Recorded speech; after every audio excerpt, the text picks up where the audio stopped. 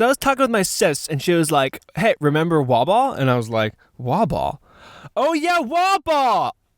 Today we're going to talk about wall ball. Let me set the scene for you, okay? You get a wall, you get a ball, and you get a human. All you gotta do is you take the ball and you throw the ball at the wall. But the ball has to hit the wall and it has to hit the ground. It can't hit the ground before it hits the wall or else you're out. If it hits the ground and you fumble or you drop it because you're derp like me, you gotta run and touch the wall before someone else throws it at the wall or else you're out.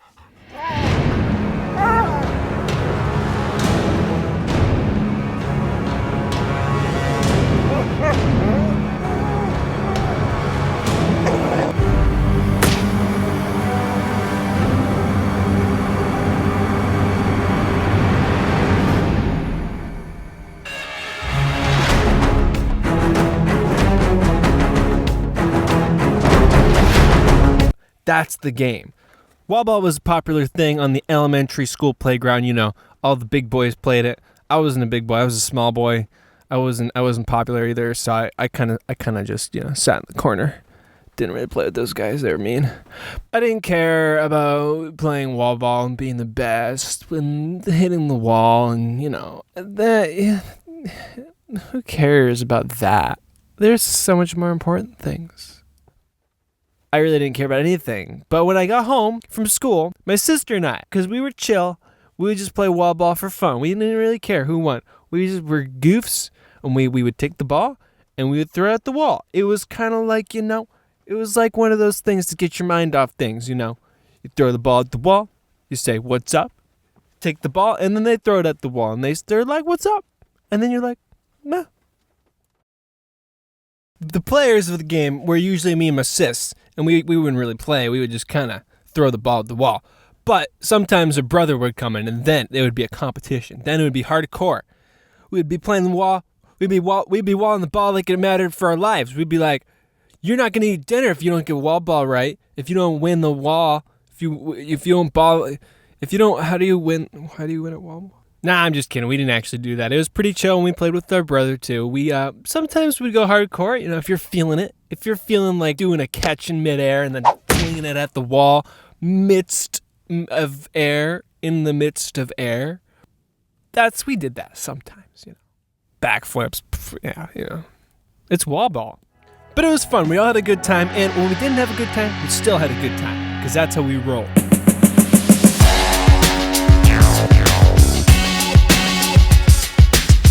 Wall ball by nature is a very non-dramatic sport. You throw the ball at the wall, it bounces off, and then you catch it.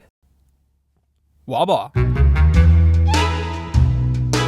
Well, that's normally how the game starts, but once you start playing, you get warmed up, you threw the ball at the wall a couple times, big deal.